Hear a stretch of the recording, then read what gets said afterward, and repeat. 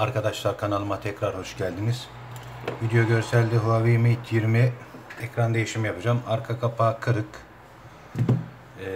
Arka kapağını da değiştireceğim ama zaten arka kapağını açmıştım.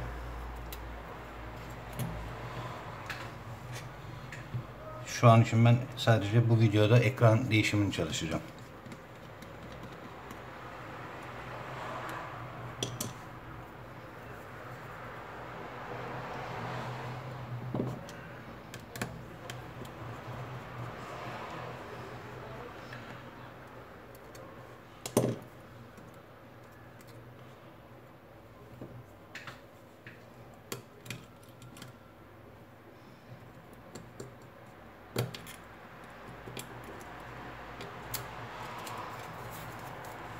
Bu kapağın da değişmesi lazım arkadaşlar.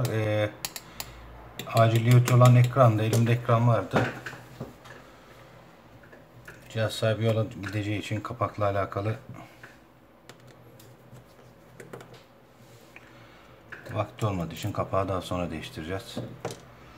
Şimdilik ekran işini çözmenin yeterli olacağını söyledi.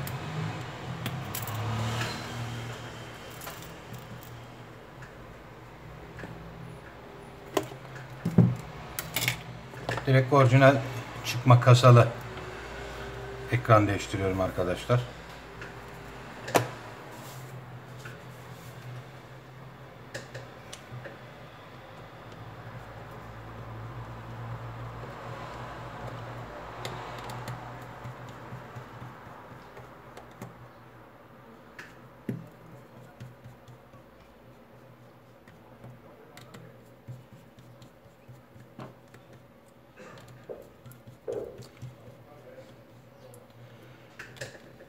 Ekran değişimlerinde en doğru yol arkadaşlar.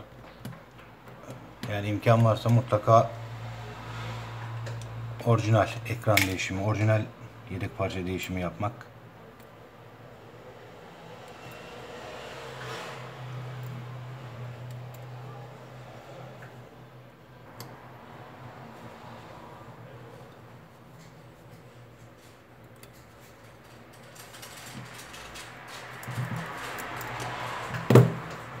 Şu anten mekanizmasını çıkartırken dikkatli olun arkadaşlar.